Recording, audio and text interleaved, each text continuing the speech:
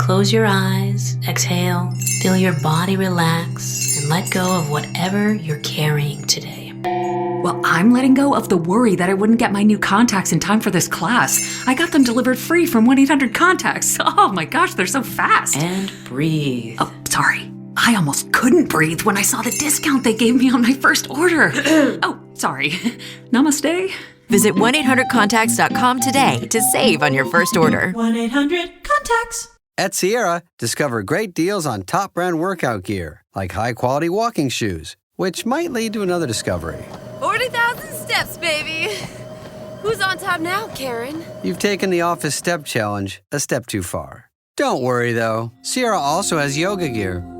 It might be a good place to find your zen. Discover top brands at unexpectedly low prices. Sierra, let's get moving. Unfiltered discussions. Unexpected guests. No topic is off limits, from sex and relationships to the human condition, personal anxieties, and so much more. The only talk show of its kind in the world. This is The Last Show with David Cooper. Hi, welcome. Hope you're having a nice start to the weekend. Here's what you'll learn on tonight's program. Magic mushrooms. They have been making waves in mental health clinical trials. It goes without saying, but kids don't try it at home. But there's new research that asks the question, can magic mushrooms make you live longer and look better and be physiologically younger? Scientists gave psilocybin, that's the active ingredient in magic mushrooms, to elderly mice. And the results were shockingly positive. In 10 minutes' time, we'll take a deep dive into how this psychedelic could one day be a part of your anti-aging routine. Later in the hour, we'll cover something I find really cool, lucid dreaming. That's when you're sort of aware that you're dreaming and you can take control. We'll speak to a researcher who's shown that you can conquer your deepest fear, for me that's spiders, while you sleep. That's right, taking control of your fears in your dreams might just be the safest place to face them. We'll tell you all about that and how to do it for yourself later in the show. That is merely some of tonight's program. We'll tell you more about it as the night progresses. For now, let's jump in. Want to be part of The Last Show with David Cooper? Call us and join the conversation. 1-888-505-6644. And in new British surveillance state laws limiting the public's access to the internet, all corners of the internet, including indecent corners news. That's a complicated news subject area. We go to foreign correspondent Tony Five, who is actually reporting live from the scene because his apartment is in the UK. Tony, welcome to the show. David, always a pleasure to be here, my friend. Now, following on from the new UK laws, which we spoke about quite recently, my friend, we need age verification for social media sites, right? So that we spoke about how it was a bit Big Brother, right? So giving your details like ID and stuff. Have you had to go through this to get on, I don't know, InstaSpace, Face, Twitter, Tube? Like, do you have to put your ID on the internet to be like, hey, I'm Tony, I'm a legal adult and not a child? No, I've deliberately not done that. I still have a lot of stuff in my mind that I delve into every now and again, and I've got quite a big mind. So, but if you were that so way inclined, you can go into your mind as the blank bank. Yes, you know what, David?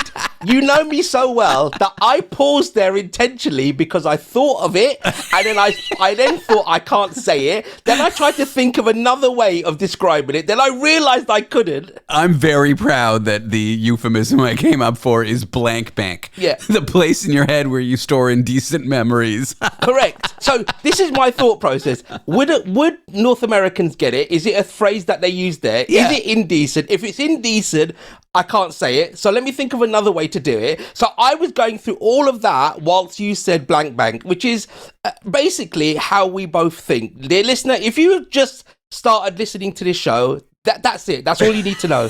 Yeah, I'm impressed you went through all those steps. It's almost like you're a competent broadcaster, Tony. Let's not get carried away, my friend. Anyway, back to subject. Back to the story. Okay, so this law's rolled out. You've avoided doing it, but to get on like adult websites or Instagram or TikTok or anything really that they would want to protect children's access to in the UK, correct, you now have to do varying degrees of verification, like hook up with your utility company to prove that you're an adult who can pay bills, take a photo of your passport or your national identity card or whatever you got, or driver's license, anything like that. So as long as it has a photo on it, so that's going to be our passport, our driver's licenses, and things like that. National insurance number, which I guess is your social security number out there, to prove you're an adult. Wait, national insurance. In Canada, it's social insurance, and in the U.S., it's social security. Wait, anyway, that's a conversation. Actually, that's not a conversation for another day. That's boring. That's wonderful content, David. Way to bring it down. Okay, so this law has rolled out, not without controversy, but let's talk about one man who's struggling right now. I'm going to call him by his actual name. His name's Matthew Whelan, a lovely man, has a penchant for tattoos. So not only on his body, my friend, but his whole face. So apparently he's like within 95% of his body, leaving only about 7% left, is just covered in tattoos. And that's not an accurate figure. He's the UK's most tattooed man. That's his accolade. That is his accolade, absolutely. And one night, he was feeling lonely. He thought to himself, you know what? I'm going to go on certain sites. And they thought to them, I'm going to do age verification, which he had to do now. Right now, he couldn't access his driver's license. I don't know whether he's got one. He'd recently changed his name, which we will talk about subsequently, but he did facial recognition. When he did it multiple times, the AI said, please take off your mask.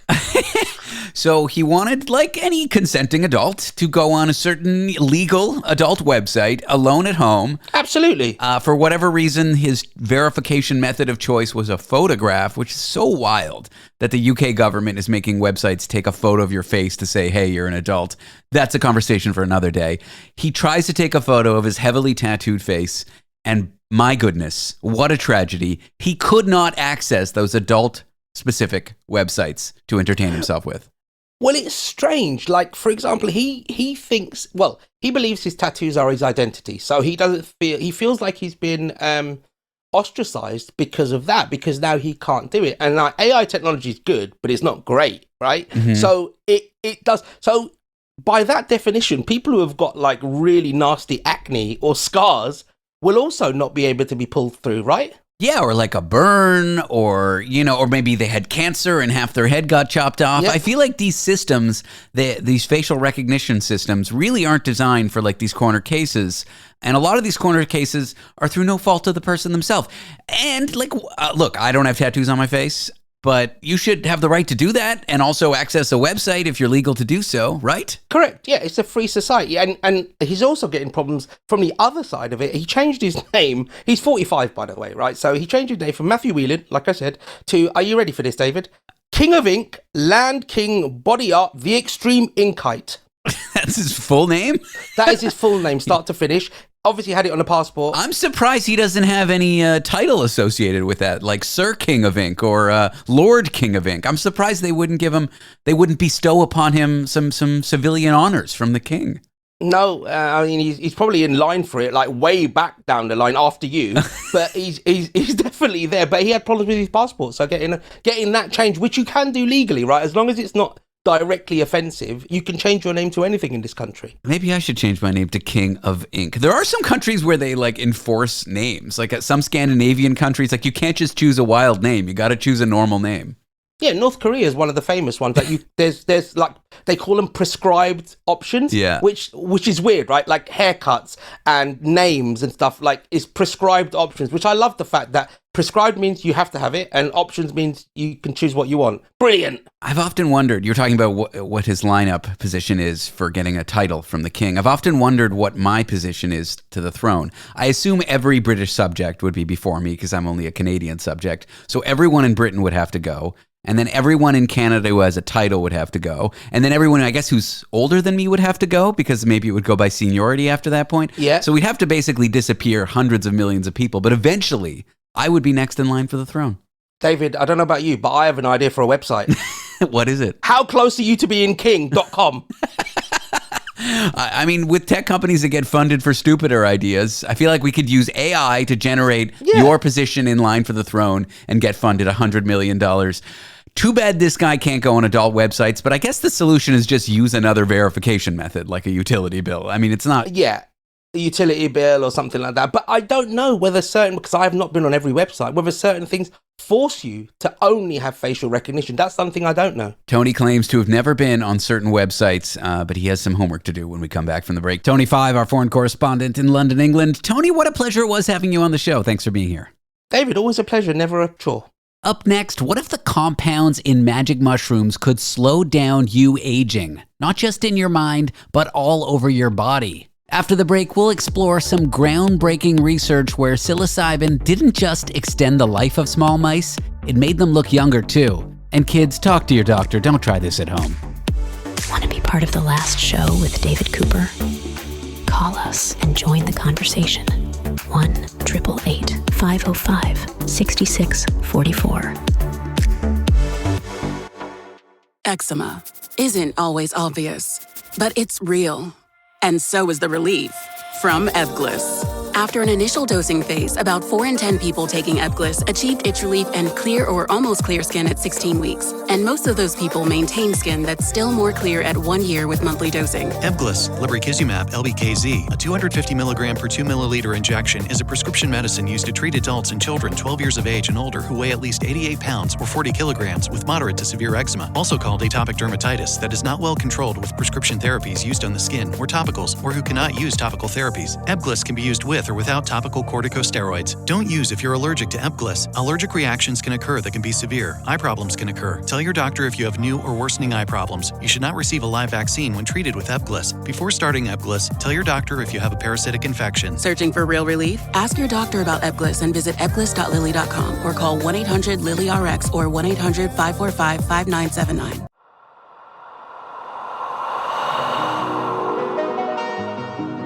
The show that asks the questions other shows are afraid to ask. The Last Show with David Cooper.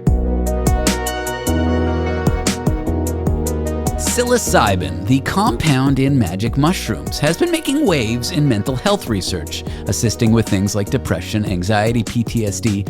But could the compound actually help us age better as well? A new study suggests that psilocybin can not only extend our lifespan, but possibly improve how we age, right down to your very cells. I'm here with someone working on this research. She's an associate professor at Baylor College of Medicine. Her name is Dr. Louise Hecker.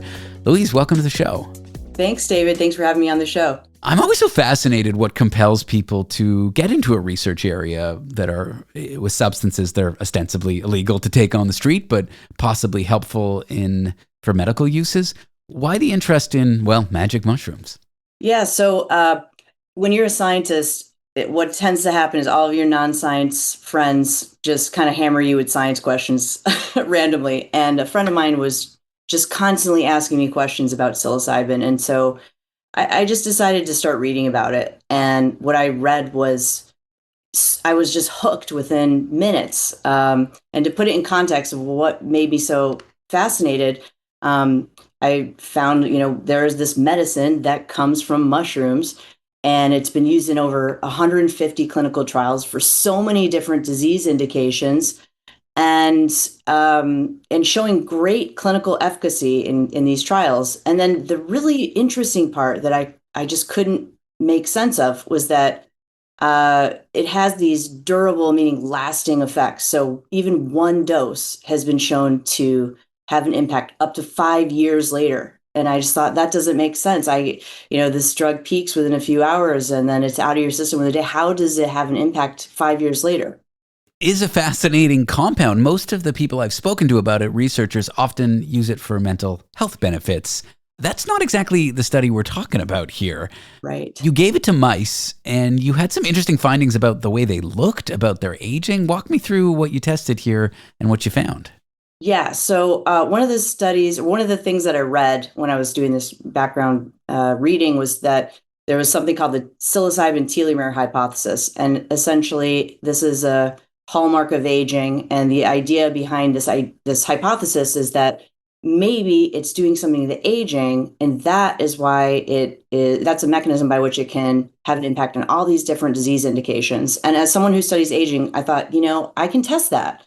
And so that's exactly what I did. I went into the lab, started with cells. The cell data was so impressive. We saw that in a dose-dependent way, we saw cellular life extension up to 57%. And then that gave us the motivation and drive to take this into animal studies. And so you took him to animal studies. What did you find with the animals you gave it to? Yeah, so the main endpoint we were looking at was survival. And we started with aged mice, which were equivalent to a 65-year-old person. Because we did that because we wanted something that was clinically relevant. So, as we age and as we all are getting older, we're starting to think more about anti-aging interventions, especially in our 60s. And so we wanted something that was a realistic treatment protocol. So we started with aged mice. We gave it to them once a month. And very early on, we started seeing signs that these mice really were looking better. At the end of the experiment, when 50% of the vehicle-treated mice had not survived, we only saw 20% mortality in the psilocybin mice. So there was this dramatic improvement in survival. Did the psilocybin mice report enjoying the music of the Grateful Dead more after the trial? I'm sorry, I had to. No, let's get serious. At a cellular level, how does psilocybin help the cells of these mice stay young?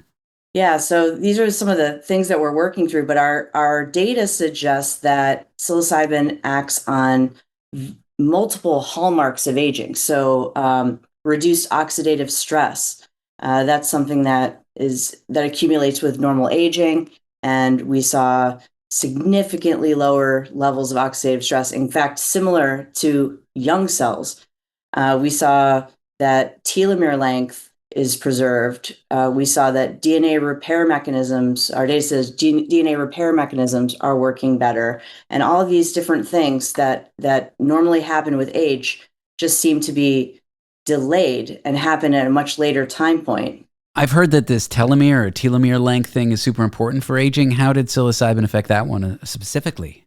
So telomeres, the analogy I like to use is it's telomeres are kind of like the plastic caps on the end of your shoelace. And when you buy that new pair of shoes, those caps are nice, intact, long. And then as you wear those shoes longer, those caps become frayed and shortened. And that's kind of what happens to telomeres. So telomeres are something that we look at that we know they shorten with age. It's a classic hallmark of how we measure biologically aging. What we found is that those telomere lengths were preserved in the psilocybin-treated cells. So it's doing something to preserve these telomere lengths, which again is a major hallmark of aging. And where are these cells being affected? Is it all over the body of the mice? Is it lungs, heart, skin, brain? Is it all of the, or is it specific ones? So yeah, that's a great question. We don't know the answer to that, but what I can tell you is that so psilocybin is known to act on the serotonin receptor. And I think most of us, when we think of serotonin receptor, we think of the brain. And certainly it has impacts in the brain. But I think that what most people don't know is that serotonin receptors are on most all cells. Oh. And so it kind of makes sense that it would impact all other cells outside the brain. The reality is we just haven't studied that very well yet. And so that's where I come in, say, well, what does it do to serotonin receptors outside the brain? And this is probably one of the first studies to really evaluate its systemic impacts. Well, to that end, most studies focusing on the effects on the brain, on mental health, on using it in psychiatry and psychology and for these kind of uses. Were you surprised by its anti-aging magic, it would seem? Well, I figured that, again, with my reading, I figured, how is it working? I mean, it just doesn't make sense that this drug is out of your system and it's working years later. And so I knew that there was something interesting to this drug, that it's got to be doing something that we just don't understand yet. So now when we saw the data, yeah, I was floored. I was absolutely floored. So it worked way better than I could have even imagined. So it's very exciting research. I'd be remiss if I didn't point this out. The results seem really good with mice in your trials. Could this translate? And I don't mind if you speculate. We're not like holding you up to the academic journal standard here, but could this translate to therapies, anti-aging benefit to people? Yeah, I mean, I wouldn't work on something if I didn't think it could translate. So I absolutely believe in the potential of this translating to human trials. Now, that said, I feel like it's important to mention to caution people not to take the direct findings from this study and translate them themselves. I think a lot more research needs to be done in order to not only evaluate the effects of long-term dosing, but also the potential harms. No one's really studied the potential harms of long-term high-dose psilocybin, so we need to do that and optimize the treatment protocols and how to make sure that we can effectively translate to the clinic. But absolutely, I believe it can be. I wonder if you could extract like the psychoactive properties away and just turn it into something like Botox, or turn it into something that like doesn't get you kind of brain high, if you will. Probably not the best way to describe that, but just be a treatment for anti-aging. Do you think that could be a future?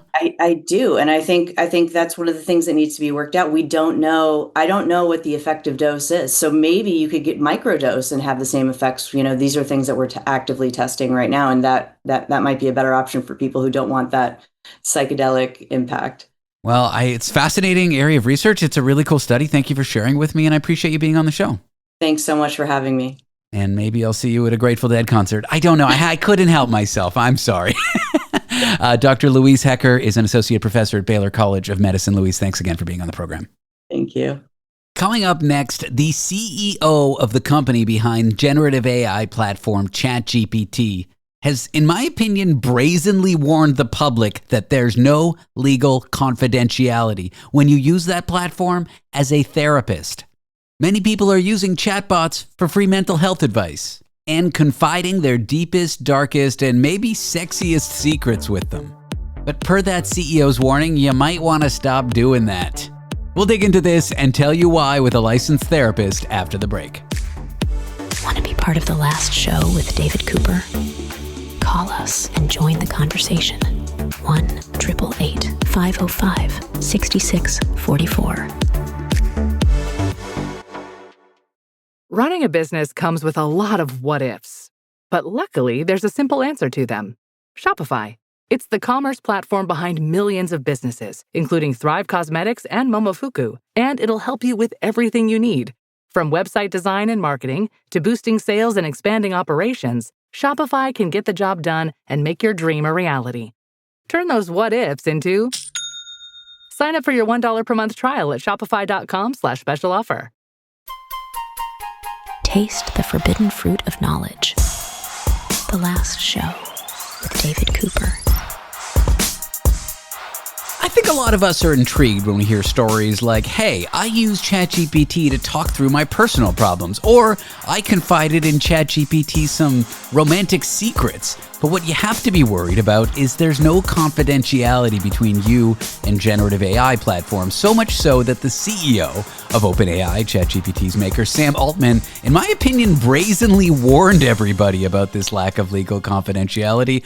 Let's discuss this with a licensed therapist who runs Laurel Therapy Collective that serves California and Florida, Laurel Roberts-Meese. Laurel, welcome to the show.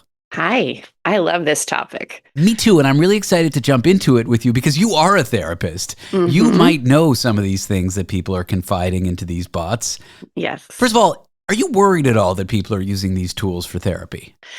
I am worried, but I'm going to put an asterisk on it because I also have some hopes.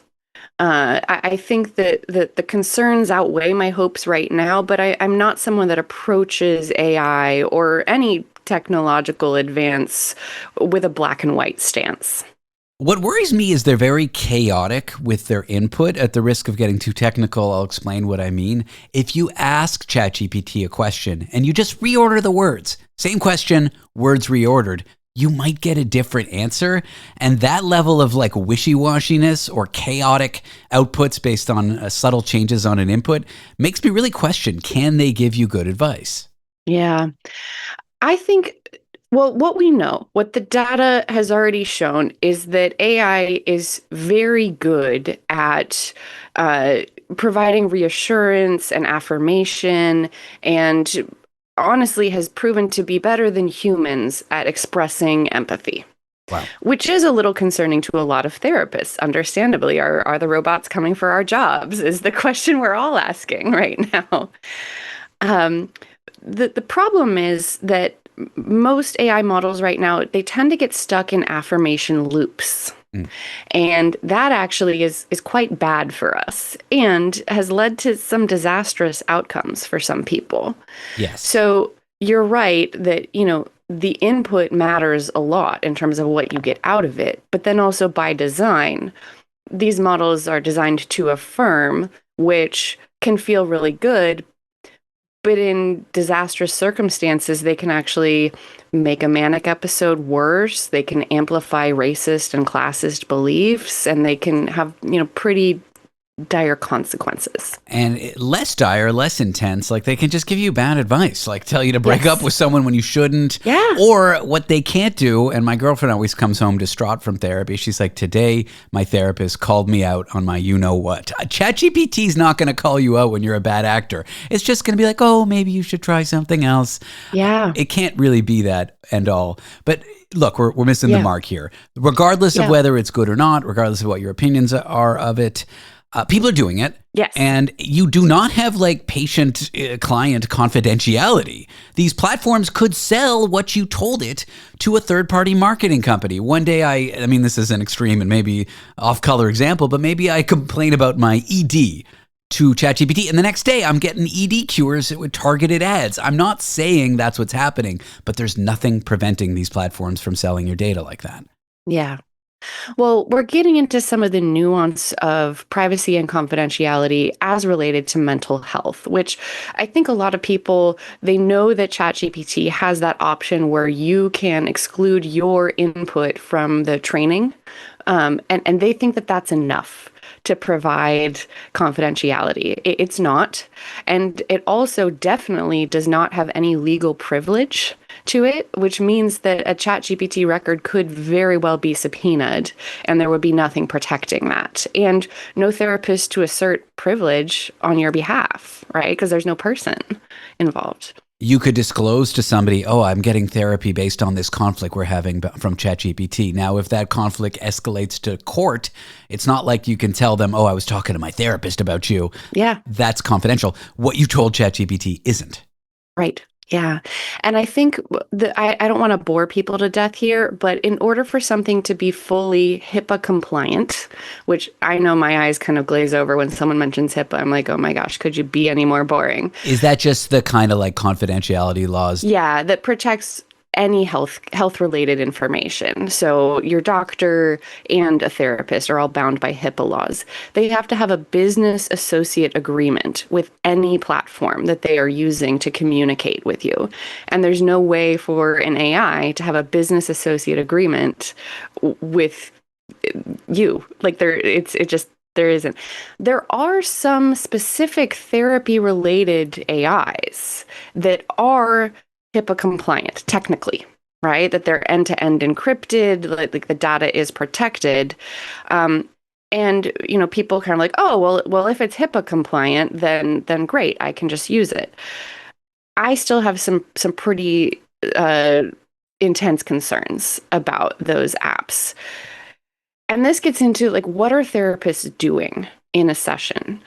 Therapists are engaging in an ongoing assessment and differential diagnosis. So as I'm talking to someone, in the back of my head is just my therapist programming, like, okay, is my conceptualization of this correct? Like, is this anxiety, or is it PTSD, or is it a different mood disorder, or is it just something kind of environmental situational? So that ongoing assessment and differential diagnosis, ongoing safety monitoring. If someone starts saying something that expresses a lot of hopelessness, I'm going to be monitoring the safety of that person. Or if they express a lot of rage towards someone, I'm going to be monitoring that safety. Therapeutic interventions, which are, addressing the stated problem, the anxiety, the depression, the trauma. And ongoing informed consent. And this is really the thing that I think that AIs cannot do very well, is letting someone know the risks and benefits of engaging in therapy and updating that informed consent as things come up. If someone starts talking about something, I have a ethical duty to say, hey, I want to remind you I'm a mandated reporter, right? Can AI be a mandated reporter? I don't know. Yeah. So when you look at all of those 5 things and expressing empathy and connecting with the person, like the big human connection thing that engages all the mirror neurons. When you look at those, 6 core tasks of therapy, I don't think we're there yet with AI. It sounds like AI might be good at that last one, mimicking empathy, but the others, it's like not a one. As you list them, I'm like, AI doesn't do any of this. So we got to be careful.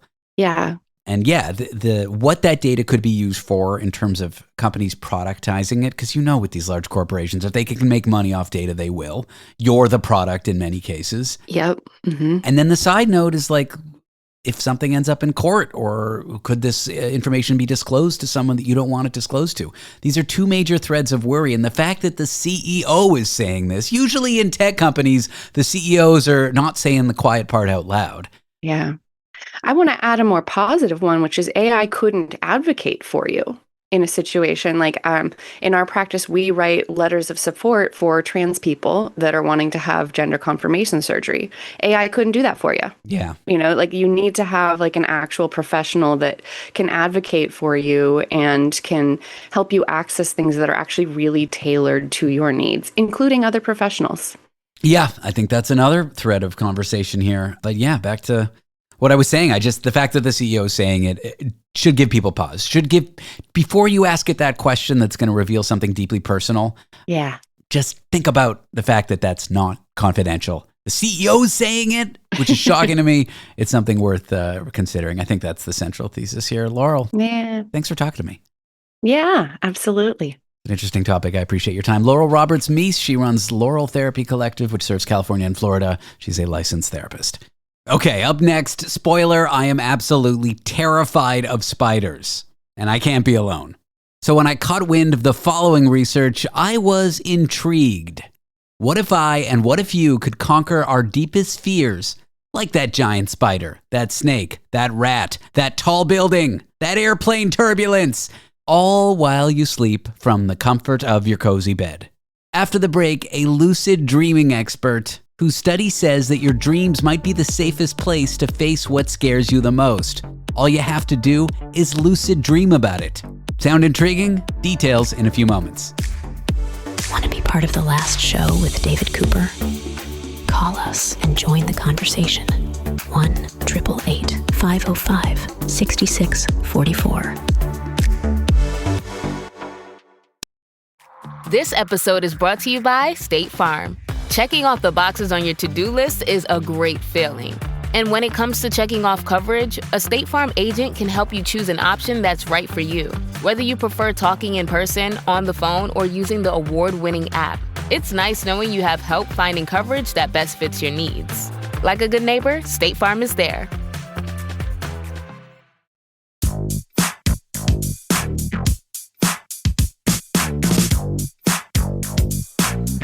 Broadcasting from the neutral zone, where every perspective gets diplomatic immunity.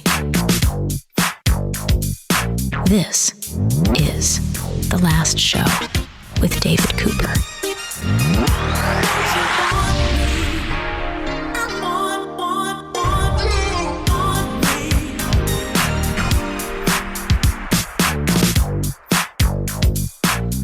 What if you could face your biggest fear in your sleep, say a giant, deadly, terrifying spider, and then wake up feeling braver and less scared of your arachnid enemy? Well, a new study suggests that lucid dreaming might just help people do that. According to a researcher I have here, confronting your phobias while you sleep helps you get over them without any Raid bug spray. I'm here with lucid dreaming instructor and REM psychologist Zhanna Zhunusova. Zhanna, welcome to the show. Hello, glad to see you. For those who've never had one or have had one and didn't quite know what it was, what is a lucid dream? And how does it feel to realize you're inside of one? Interesting question for me, I guess. This is really the question we need to start with. When you see some dream plot, you are the character in it. You're doing something, and maybe you remembered your dream plot when you wake up, but lucid dreaming is about something more. It's about realizing that you are doing something in this dream plot, you're going somewhere, and suddenly you realize that it's not real, but it's kind of strange feeling, because everything around you may be the same vividness and the same realism, like physical reality, but you understand that it's not real, actually. It's kind of confusing for beginners, but interesting feeling. Just imagine that, for example, if you imagine that you're sitting here listening to this and listening to our conversation, and you just imagine that you are in lucid dreaming. Look around you, and that's how it feels. Exactly like reality, even more vivid sometimes, Yeah, and it's that awareness that transforms it from a regular dream to a lucid dream. Yes, exactly. Some part of the brain is trained, or it is natural characteristic of a person to be aware, at least partially aware, what is going on. Oh, it's interesting topic, and I think that in practical way we can discuss how to train this part of your brain in order to get lucid. Yeah, I do want to talk about that. I also want to talk about this study that shows that when people face their fears, their fear reduced afterward. I've had a dream like that. I used to actually have terrible arachnophobia, and through a combination of nightmares and in-person events with spiders, one crawling on me once, I actually reduced my fear. So I guess my question is there a bit of overlap between sort of exposure therapy? That's when you go through the things that scare you. Maybe you're scared of flying, so you go on a plane, or having a lucid dream where you experience that fear. Is it sort of like the same thing? You're going through that fear in your head and it becomes diminished? Not exactly. Lucid dreaming is really interesting, at least to me, to explore in the realm of psychology, because it gives us opportunity to get faster results. For example, in our experiment, more than half of our participants, 51%, noticed that they reduced their fear, or they don't feel any fear after just one night. And it's interesting that we didn't expect any special actions in lucid dreaming. We just instructed them to encounter what they fear, what they are scared of. And the task was to see it in a distance, maybe. You shouldn't touch it or how interact with it. Just see from distance. And the interesting fact that it worked, actually. And 49% other half of our participants reported they feel not much more fear. So they feel the same level or a little bit less. So at worst, confronting your fear in your dream does nothing, and at best, it helps reduce it. Yes, exactly. And what is really significant that you don't even need to do something more, just encountering what you fear. That's it. So this seems to be like it might be a little more effective than exposure therapy, or work a little bit different. It works faster because of some physiology things like atonia. There's a sleep paralysis process when you have no resistance from your body to what you are doing with your brain, like reprogramming your brain and teach your brain not to be scared of or something. And this is like deep stage level of hypnosis. Yeah. It is extremely effective, but I'm not against other therapy methods, of course. Of course not. Now, the people who went through this experience just had some experience with their fear in their lucid dream. Maybe they didn't touch the spider, but the spider was in the room. they most reported that they didn't actually feel scared during these events, which to me is wild. You're imagining your most fearful thing, and you're not feeling scared in your dream. Can you say more about that? Yes, of course. Because you realize that it is a dream, everything is safe. So there's no danger in it, and you can face any fear you would like to fear.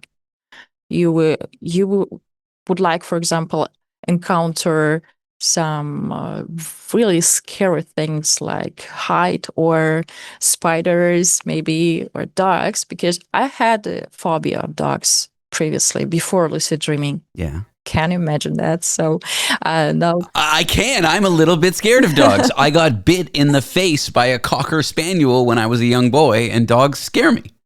And now I play with dogs and I'm good with them. So I like dogs now. Everything changed. What were some of the other phobias that the participants were confronting in their dreams? So the most popular, spiders, snakes, darkness. Darkness. And some ghosts, some irrational fears, darkness or deeper water like the ocean, height, public speaking. Oh, wow. Why not? Yeah. Yeah. It's also quite popular. And I think that overcoming phobias and fears is not the only what can be done through lucid dreaming. For example, a person can release its emotions to feel happier, to feel more calmed down, or do some affirmations and self-programming through lucid dreaming. It's also possible because you, as I mentioned before, you have conscious mind. You have this software developer in your mind. It is actually your consciousness, which has an access to your unconscious level. Yeah. Can you imagine that? 2 programs. We are talking about facing your fears in your sleep during lucid dreams here with lucid dreaming instructor and REM psychologist Zhanna Zhunusova. And when we come back, we'll tell you how you can do this, how you can attempt to try to lucid dream to perhaps overcome some of your fears and more. We'll be back with more Zhanna in a moment.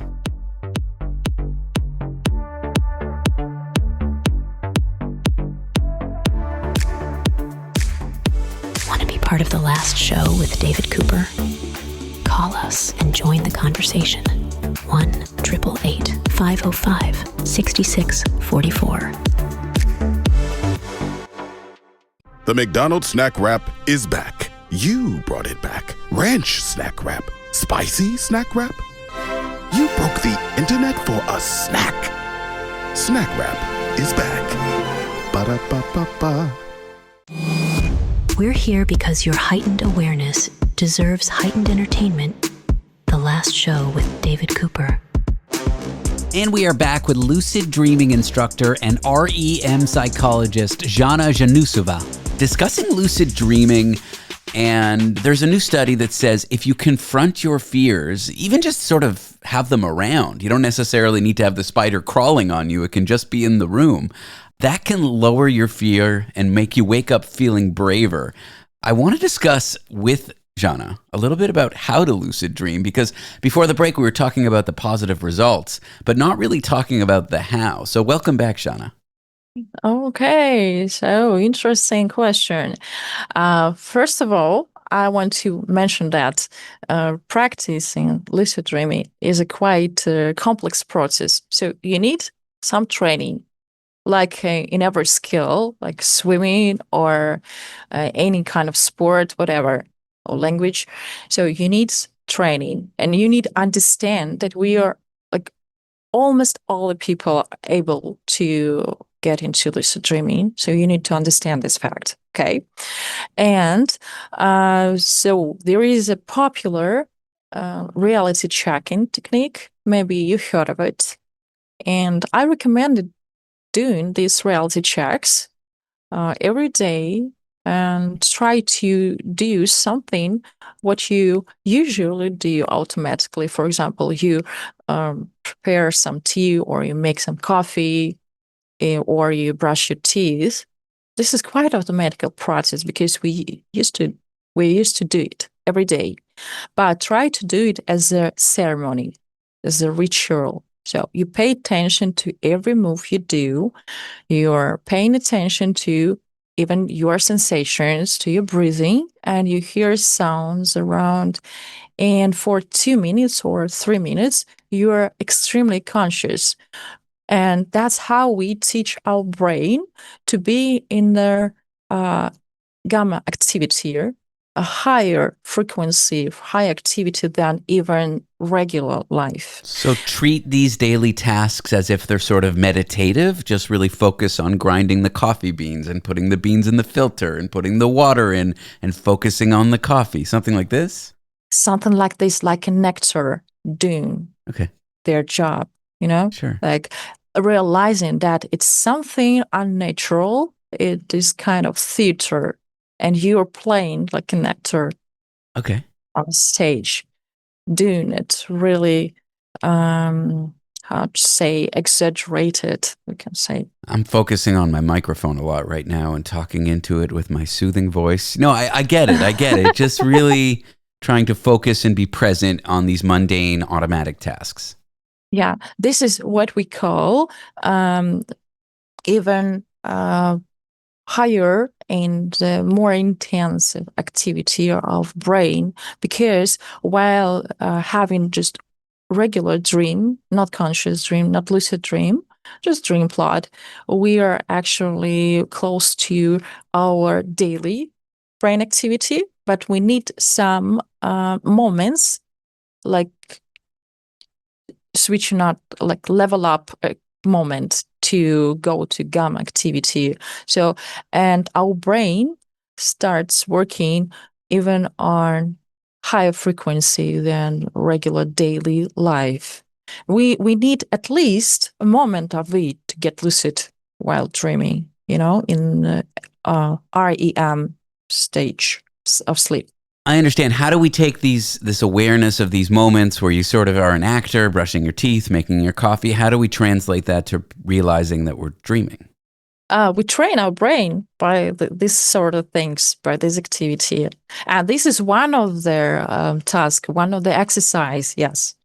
And I will give you more, and which is maybe more interesting. Every morning when you wake up, just stay in bed for some time, maybe 10 minutes or 15, it's enough. And when you wake up, try to close your eyes again and relax your body.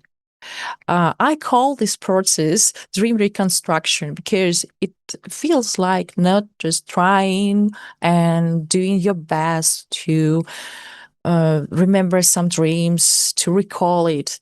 It looks like relaxing and like floating between reality and sleeping. And this moment, you're trying to focus on just one thing that you remember from your dream memory. Maybe it is something, it is table. And in dream, you were just touching table. That's it. It's enough. You can focus on it and think about it once again and once again and once again while relaxing your body physically. So while this process is done in such a floating state, like in a light form of hypnosis, your brain is able to do this memory consolidation to take your memory from subconscious.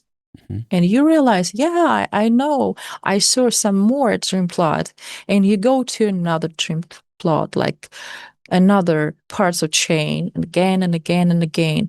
And, it is like another type of thinking than trying hard to recall something or trying hard to solve some problem.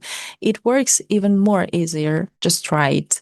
So I wake up in the morning, I sort of try to remember one detail of my dream and relax, and then I can re-enter the dream state and have it more likely be lucid?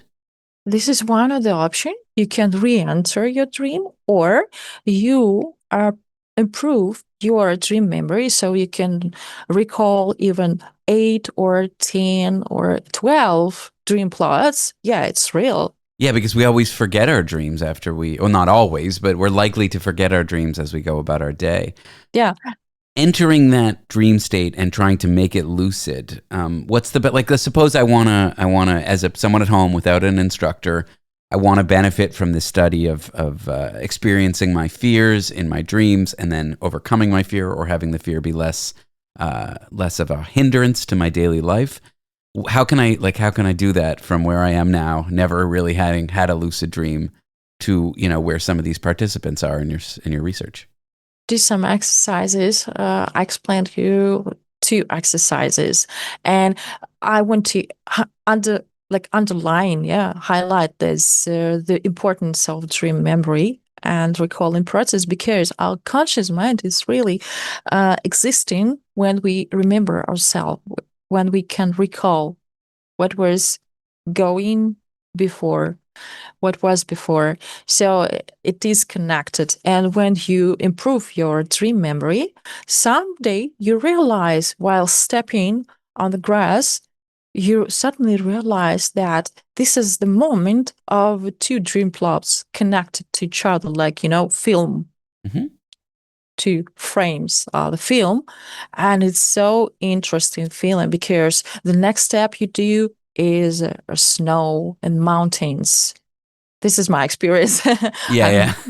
I'm describing. And in this moment, you're getting conscious while dreaming, because you see that one plot is going to another, and it is it continues from one scene to another, and this is like the whole movie in front of you. Yeah, so dream memory is important, but it's not all. Of course, we have more exercises and more interesting things to train. Floating state of mind. And where can people find out more about this study or more about these exercises? They can study these exercises. My social media, I have channels and YouTube channel where I have streams where I explain how to do that, how to get into lucid dreaming, and what results we have with my students, actually, how we get information from lucid dreaming related to their work, to their families, to whatever they want. They understand themselves better. Well, you can find Zhanna Zhunusova, a lucid dreaming instructor and REM psychologist, online. Zhanna, thanks for talking to me about lucid dreaming and this study. I appreciate you coming on the show. Thank you for interesting conversation, David. Up next, we'll discuss whether going to the movie theaters in 2025 is worth it. What do you think? Call the number coming up now. Want to be part of The Last Show with David Cooper? Call us and join the conversation. 1-888-505-6644. On WhatsApp, no one can see or hear your personal messages. Whether it's a voice call, message, or sending a password. To WhatsApp, it's all just this. So whether you're sharing the streaming password in the family chat or trading those late-night voice messages that could basically become a podcast, your personal messages stay between you, your friends, and your family. No one else. Not even us. WhatsApp. Message privately with everyone. Broadcasting intimate details and useless information from an undisclosed location in New York City. The Last Show with David Cooper. In 2025, what are the benefits of going to the movies? With the popcorn being expensive, with the assigned seating, which you'll soon learn is not necessarily a good thing. Let us discuss with Natalie Norman, comedian based out of Toronto. Natalie, welcome to the show. Thank you for having me. There is no benefit to going to the movies, but if you're going to go, I have some tips. Unless a major movie theater company is a sponsor of the radio station somebody's listening to the show on, in which case you should definitely go to that one. Always. That one aside, you went to the movies recently, you were telling me at the commercial. Yeah, I saw Wicked in December. It's August. Yeah, that's recent for me. So you're clearly our resident movie theater expert. Well, this is the thing. I am, because I know that I'm not going to enjoy it. I only go for really big movies that everyone's like, you got to go see this. I went and saw Barbie. Okay. Yeah, that recently. Oh, that's new in theaters. Well, that was the one before that. That was like during the pandemic, dude. No, yeah, but this is how you know, like, if I'm going to the movies, it's like for a reason. And it's like a big, like, there's people who go all the time and I don't know how they do it. Okay, well, let's get your tips. Because I got opinions on this assigned seating thing. Concessions aside, like, I'm not interested in spending $12 for a soda. It's not that I can't afford it. It's that I simply will not afford it. It's a principle thing for you. And I get that. So why don't you just sneak a snoda? To put a soda in your bag. They don't check your bags. Yeah, they don't. No. So that's how you save. That's a one tip. You save by putting a soda in your bag.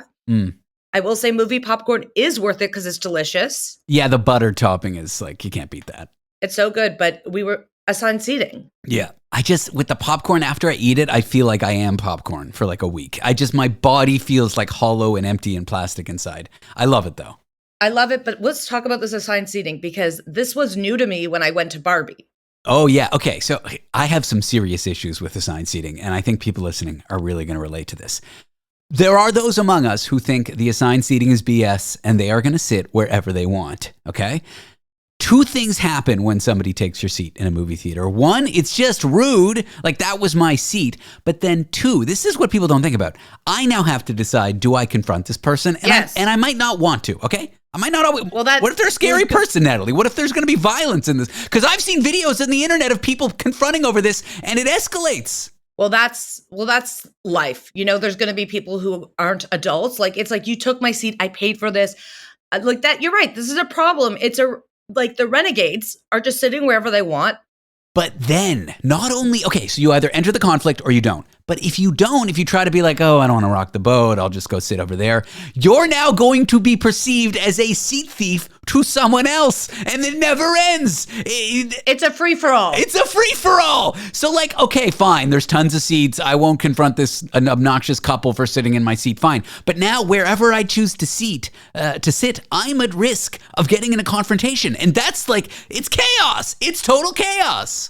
Let me tell you, when I went to Barbie, my friend bought the tickets, and this lovely, dumb friend of mine thought she was buying at the back of the theater and bought the front row. So let's start with that. So if you have an incompetent friend buying your tickets, you might be sitting front row, which no one wants to sit.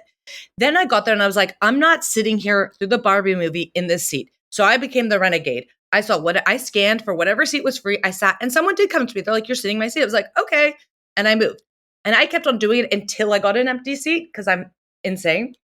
My friend had to sit in the front row by herself. And I was like, good luck to you. But it's just absurd. Like, if I get there first, right? Like, I get there first. First of all, why are you running in last minute to a movie? You're annoying. Well, I don't want to watch the previews. The previews that's another thing that says it starts at 9. The thing doesn't start until 9:45, but that's not a new complaint. That's always been the case. I like previews. I want to get cozy. I want to get comfortable. The assigned seating is unacceptable to me because not only if we have this renegade situation, we also then have who are you sitting beside? Because when I sat in Wicked, this person was a maniac. They would not, they got a full meal. So that's another thing. This full meal, we're at the movies. I don't need to see you have your dinner here. They're like eating a cheeseburger. Like, yes, like a cheeseburger, fries, like a full like fork and knife situation. And I'm like, okay, and then the smacking of their lips. Love it. But now that I have assigned seating, I can't go wherever I want. Yeah. Yeah. So I'm stuck beside this lunatic. Yeah. It's also like the numbers are hard to read when the theater's dark. It's not like we're not on Broadway, okay? This is not like a musical theater. This was not made for assigned seating. Literally, movie theaters are made for the peasants of the theater. You and me. Well, I guess not you. You haven't been since December. Wow, Natalie's big old tip corner. We are really... Wait, but I didn't finish my tip. No, I'm listening. So my first tip is don't go. But if you decide to go, I think you should bring your own snacks. Okay. And I would book last minute so that way you can see what seats are available. Like if it's not like one of these hot big movies where there's very limited seats, but that way you can book a seat not near anyone else. Yeah, go on and off time or go when the movie's at the end of its run. So No, not even that. Just like wait like 10 minutes before to buy your tickets. Like say it's not like even the first week, sometimes movies aren't full. And then you wait to pick your seat where the least amount of people are surrounded. We're here with comedian Natalie Norman giving tips for how best to attend movies in theaters. Is it worth it? The question. Natalie is a big movie buff. She goes to the theater very often. Recently, she saw Wicked in December. Yes, it's now August. Did you like Wicked? Oh, gosh. It was way too long. Yeah, it was very long. And it's only half. There's a whole second part. It's like Dune. And I was with my friend Noor, and I turned to her, and we were watching the previews. And she goes, a preview for a musical comes on. And she goes, I hate musicals. I turned to her and go, this is a musical. She goes, what? How can you not know that? Because we're living in another world. But like, it just killed me because she was like, I can't believe I now have to sit 2.5 hours of something that should be 90 minutes. You're getting fired up here. I like it. Yeah, Wicked is overrated. Do we have other tips in Natalie's big old tip corner? Yeah, I can watch most movies at my house. Like they release them a week later on like Amazon. Sure, you have to pay for it. But now I get to be in my house and I have it for 24 hours. So if I got to go to the bathroom, it just makes more sense. There should be bathroom breaks in long movies. It's rude to put out a 3-hour movie without an intermission, in my opinion. It's insane. There was something else you wanted to give tips on at the commercial break. I forget now. Flying. Oh, yes, flying. There's a whole can of worms right there. Well, this tip actually is kind of like my movie tip. So obviously you have assigned seating on planes, unless you're flying like some like Ryanair in Europe. Got it. Bring snacks? Does it apply to yes. Yes. Okay. Yes, but that's not the one I was talking about. So sure, seats are assigned. But this is what I do. I wait till every single person's loaded on the plane. I'm always the last. And then I get on. And if there's empty rows, I always say to the flight attendant, hey, may I sit here? And they're like, yes, because no one else is coming on the plane. And then I have a row to myself. Yeah, I mean, I usually have to. But don't you want your bag to get up there in the bin? They never have enough bin space. I don't care. I want to sit on a long plane ride by myself. All right, so you'll sacrifice the bag getting checked onto the plane for a good seat. It's not even checked onto the plane. They put it like you get off the plane and your bag's there. In fact, it's great. They take it for you and deal with it. Yeah, but then you got to wait for it. I don't know. There's two ways to do it. Sometimes they put it underneath, but some flights they just like have it in the hangar. Yeah, they hand it to you. Yeah, right there. Yeah. In most flights it's underneath, but you're right. There's the occasional one with the. But I will wait. Because I was just on a plane ride. I'm tired. I'm not one of these people who's rushing off a plane anyways. Natalie's tips. Get the movie at home. If you have to go, bring snacks. Buy the movie ticket late. Her plane tips. Bring snacks. I'm seeing a recurring theme here. Mm-hmm. And board the plane late and ask for a free seat if there is one. No, you just sit. Most of the time I just sit in it. And then someone will be like, oh, you can't sit there. And I'll be like, but there's no one in this row. Mm. So. Even if it's like, you can't just sit in first class though. No, I'm not going to. First class, are you nuts? I'm scared. That's scary. Oh, man, we learned so much. I feel like Natalie's guide through life. Natalie's big old tip corner is not the worst. I'm not happy about giving away these tips, by the way. But anyways. I mean, they're not. Some secret codex that was like, the Rosetta Stone giving away a secret. Come on, these are pretty straightforward, Natalie. I really like sitting by myself. I don't want to have to sit beside someone who's farting because guess what? Then I have to fart too. Natalie Norman. Check her out at Stalking Natalie, STALKING on social media. She's a comedian based out of Toronto, Canada. Natalie, mwah, what a pleasure. Up next, we'll answer why one tech startup is dangling $1 million salary in front of the face of potential software developers that they hire. Details after the break. I'm David Cooper. This is The Last Show. At Blinds.com, it's not just about window treatments. It's about you, your style, your space, your way. Whether you DIY or want the pros to handle it all, you'll have the confidence of knowing it's done right. From free expert design help to our 100% satisfaction guarantee, everything we do is made to fit your life and your windows. Because at Blinds.com, the only thing we treat better than windows is you. Visit Blinds.com now for up to 45% off site-wide, plus a professional measure at no cost. Rules and restrictions apply. The only talk show with an introduction that mentions its own introduction. And that's happening right now in this introduction. The Last Show with David Cooper. looking for a mention. Yeah, you just want attention. Cluely, the tech company that until recently marketed their software as a cheat on everything tool, is now making headlines offering their engineers up to $1 million in salary. With bold claims and the big paycheck to back them up, the CEO of that company is reviewing thousands of portfolios by hand to hire people with that extremely attractive salary. What is going on here? We'll discuss that with junior business reporter covering AI and tech from Business Insider, Chong Ming Lee, who joins us from Singapore. Chong Ming, thanks for being here. Welcome to the show. Hi, Davey. Thanks for having me. Let's start with the big headline here. $1 million salary for an engineer, over $300,000 for designers.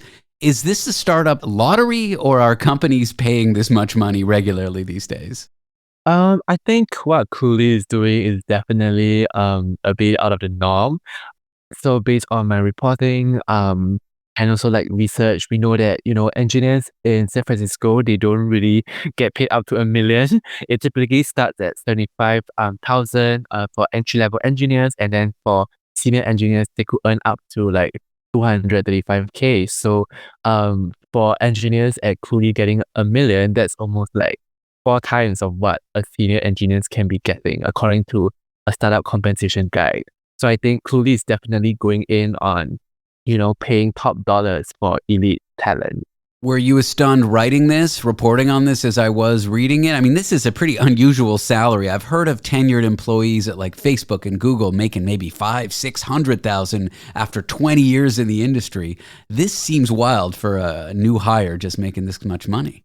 Yeah, for sure. So I've been following Cluely for a while, and when I saw like the Junjin Roy Lee posting, on LinkedIn that he's offering high compensation, and then he shared like thoughts about how startups should be doing that as well, I was just stunned by the amount of money that he was offering. And then he said that for designers, he was tripling the amount of pay that he was gonna give.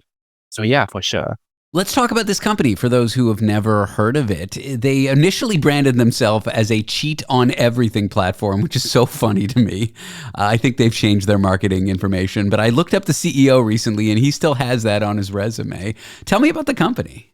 Yeah, I think Cluely launched earlier this year as a tool to help software engineers cheat on their job interviews. Right now they have rebranded it. I've tried their tool actually, so I wrote a story about it as well on Business Insider. So it's a very it's a slick AI tool in your computer that allows you to get guidance from questions people are posing to you. So like if someone asks you like, oh, could you tell me more about your job experience? The AI could generate like a response based on what you're looking at your screen. So it's a very helpful tool for you to say cheat on, conversations. So that's how they have rebranded themselves. You can still use it to cheat on job interviews. I've tried it, but I didn't find it to be excellent because there are still a bit of hallucinations. I think they are working on that. I tried that in I think about 2 months ago, so maybe that might have already improved. I used to work in tech, and I remember interviewing someone to work at the company that employed me, and he was super smart. He was a super effective guy. I'm sure he would have been a great employee, but he was also very condescending, huge ego, and I was sort of distraught. Do I recommend this guy or do I not? And my boss at the time said, and he didn't make this up, this gets said a lot, but he said, we don't hire jerk geniuses.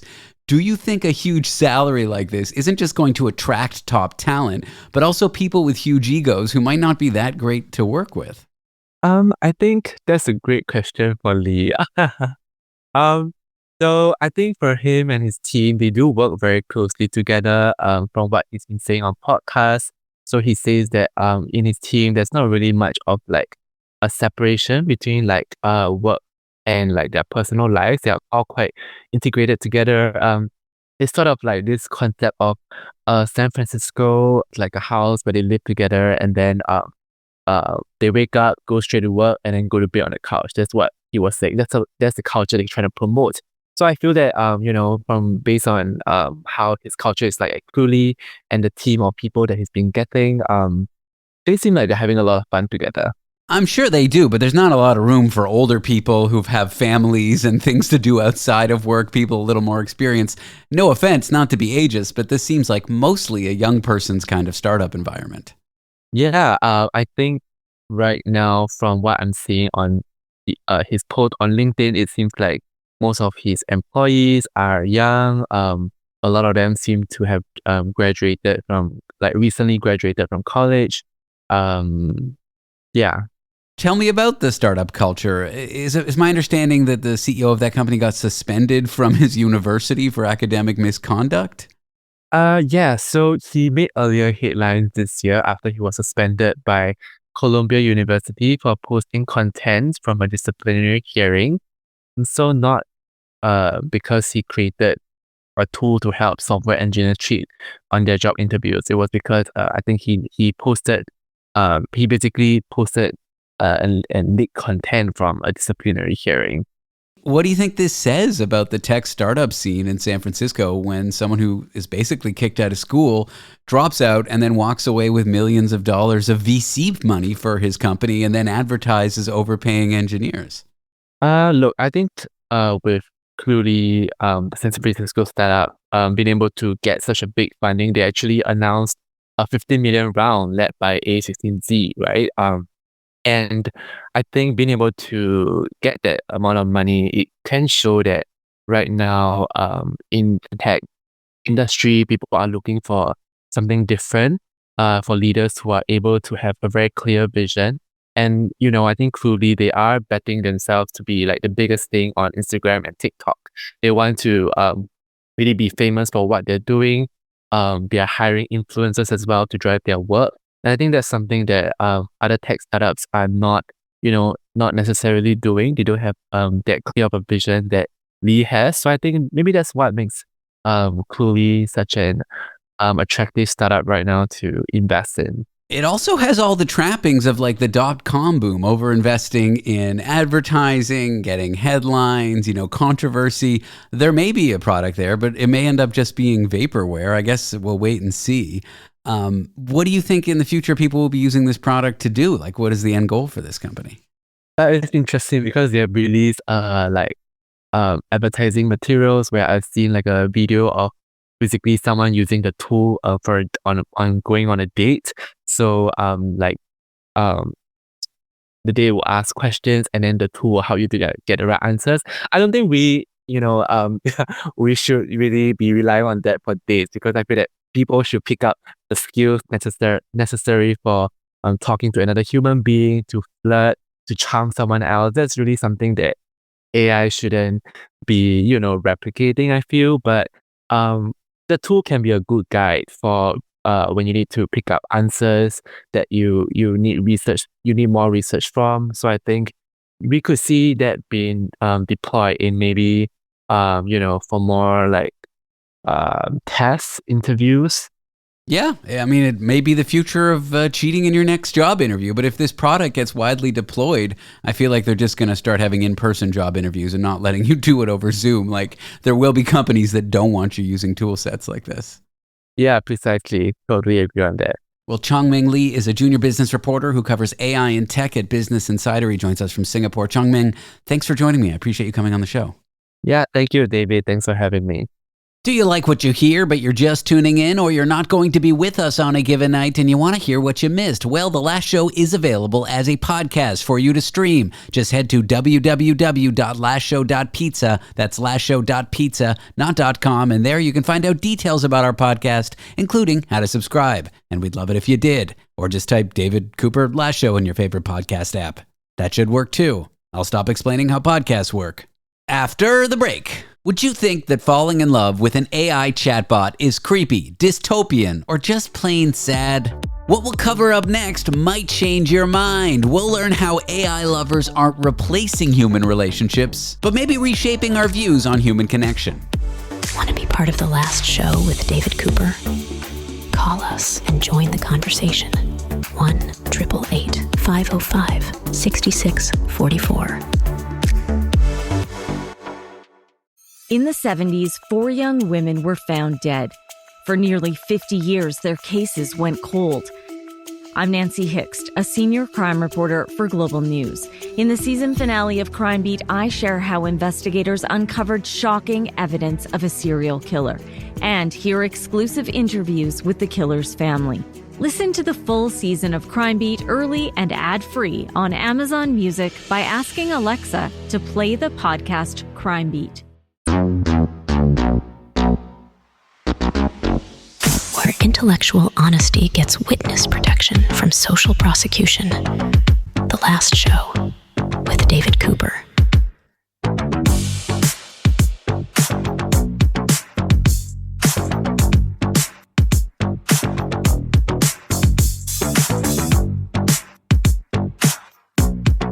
First, it was dating apps. They were all the rage. Now, it's apps that you date, from flirty chatbots to full-blown AI relationships. Some people are swiping right on silicon and catching feelings. So to those that have or are considering AI lovers, we ask this: is it the end of human intimacy or just a new kind of human connection? Something we shouldn't judge. I'm here with philosophy professor at the University of Manitoba, Dr. Neil McArthur, to discuss. Neil, welcome to the show. Thanks. I'm great. I'm glad to be here. I feel like AI girlfriends and people who have intimate connections with chatbots like ChatGPT, they've been the butt end of a lot of jokes lately. But there's something there. There's something that isn't funny about this all. What made you choose to look into this, to write about this, to research this? Well, I think I'm interested in sex, I'm interested in technology, and I'm also interested in why we freak out about what we freak out about. It seemed like this was something where people were freaking out, and I wasn't sure it was totally justified. And the more I looked into it, the more I thought maybe I think there's some concerns, but I think the moral panic has maybe exceeded the reality. This does seem to stir up moral panic. Like, if I heard of a friend who had an intimate relationship with an AI bot, I feel like I would worry for them, but I'm not sure I should. I mean, what is wrong with this behavior?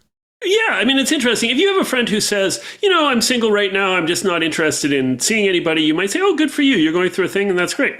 If they said, oh, I'm single right now, oh, and I'm dating a chatbot, suddenly you freak out. And I sort of wonder, well, why does that change the equation? So what are some of these judgments that people are passing on those that become intimate with ChatGPT? I think if you want to sort of isolate the kind of more rational reactions, I think people do have concerns about the impact that this will have on people's psychology and on people's ability to have quote unquote normal relationships. So I think they feel like being in a relationship with a chatbot will sort of somehow spoil you for human connection, because human connection is messy, it can be ugly, it can be unpredictable, and chatbot relationships are often none of those things. Although often they are pretty messy and unpredictable as well, but in a different way. But over the last, 50 years, technology and sex have moved together. We've got cartoon adult videos that are generated by computers. We've got very smart sex toys that look nothing like what two people who are intimate without those things would be like. So why would we judge this one? It just seems to be another thing for people to enjoy. So I'm on your side on that one. But if I'm trying to figure out why people are freaked out, I would say it's something about the simulation of intimacy, that there is something that feels genuine when you're interacting with a chatbot. If you're interacting with a sex toy or whatever, you know what you're doing. But I think people worry that there'll be some level of either self-deception or outright deception that people will not understand or convince themselves these things are something that they aren't. But is that worry justified? Is becoming intimate, telling my deepest, darkest sexual fantasies to a chatbot and having it interact with me, is it going to mess me up or mess with my psychology in some way? I mean, the reality is we don't have any data on this right now because we've only had these chatbots for a couple of years. They're getting better all the time. So we don't know for sure. And so I'm not going to say, as an expert, I can tell you for sure this is not a risk. My instinct is to say, and my sense from talking to people who use these and reading some of the research that does exist, is that it's going to be fine. Despite if there is a risk, people are going to use them whether there is or there isn't. It's like cigarettes or alcohol. So I guess let's get to the crux of the matter here. Should we be judging others who have AI-human romantic interactions? So my strong opinion is we should not be judging them. I also, though, think we need to keep our eyes open. I mean, there are some other real risks here. I think that, for instance, the privacy policies of these chatbots can be pretty appalling. And I think we still need to hold the companies to account when they're doing irresponsible things. There's cost. And also, I think it does get a little more complicated when we talk about young people. Because, a huge amount of teenagers and even younger people are using these chatbots. There was just some data from Common Sense Media that said that something like 75% of teenagers have experimented with some kind of AI companion. So those are huge numbers. And maybe those are people who don't have a really good understanding of what these are. So I think we need education for sure. We need to be in the schools. The schools need to be dealing with this like today. Just sort of explaining to students the risks of getting too close to chatbots. What could the schools do to deal with something like this? Well, I mean, first of all, I think abstinence-only education never works for anything. So they can't be judgmental. I think what they need to do is just say to students, these are not real. These are run by private companies. These are things that are going to cost you. These are things that are inconsistent too. I mean, there's, cases where the chatbot companies have changed their terms of service and sort of lobotomized their chatbots and really upset people because, this is something that they had close relationships with. So, there are all kinds of risks that I think the schools just need to tell people about. And, but I think they also just need to say to students, like, this is okay. This is something you can be interested in, and this might be something that's valuable to you. You were talking about this being run by corporations, like ChatGPT is owned by OpenAI and these dubious privacy policies. I'm imagining like revealing a fantasy to a chatbot that involves, I don't know, a vegetable. And then a week later, I get a targeted ad on my phone for a sale in the vegetable aisle at Whole Foods. Like, do we have to be careful about what we're revealing to these things? I think that's a very realistic example. I think that, I think we do, although here's what I would say. I think that the kinds of, hygiene you need when it comes to, I just mean that in the sense of being smart about it. It's true of all technology. So just use the principles that you would use for social media or anything else in terms of what you reveal. So,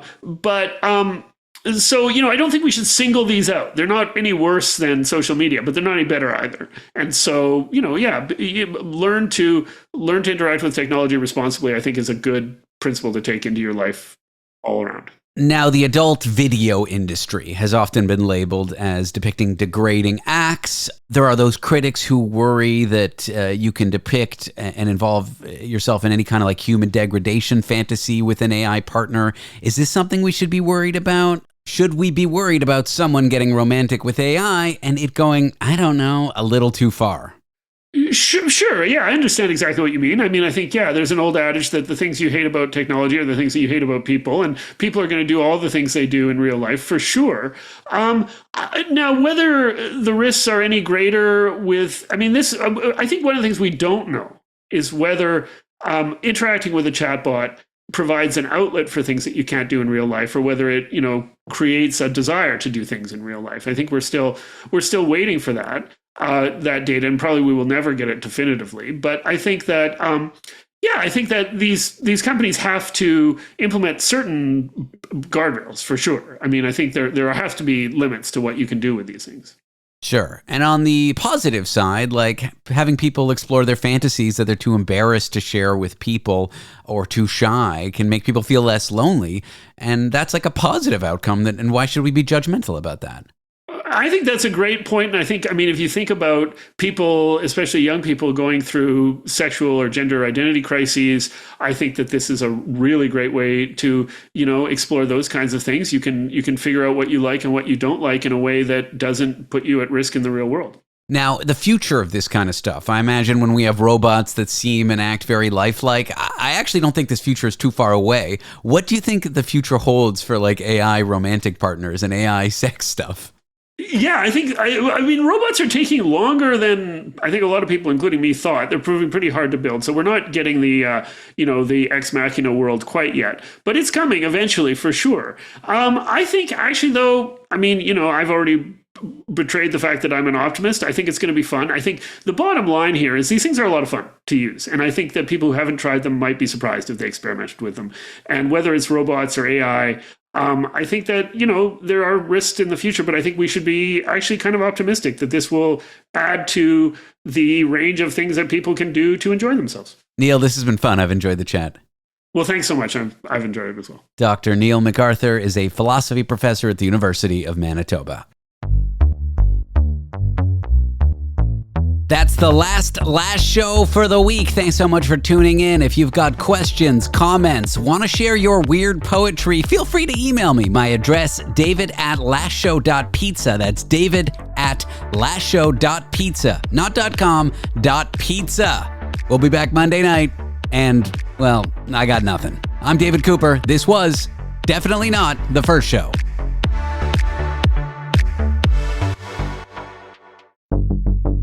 Canada is best known for politeness, maple syrup, and hockey, but beneath the surface lies something far darker. I'm Mike Brown, and along with my co-host Matthew Stockton, we uncover the sinister side of Canada on the award-winning true crime podcast, Dark Poutine. Each Monday, we dive into chilling criminal cases, eerie historical events, strange disappearances, and spine-tingling tales of the paranormal, all with a uniquely Canadian twist. With over 300 episodes to binge for free, our stories reach far beyond Canada's borders, drawing in curious minds from around the world. If you're drawn to the dark, the mysterious, and the downright weird, it's time to join us. To explore the shadowy side of the True North, search for Dark Poutine, that's Poutine, on Apple Podcasts, Spotify, Amazon Music, or wherever you're listening right now.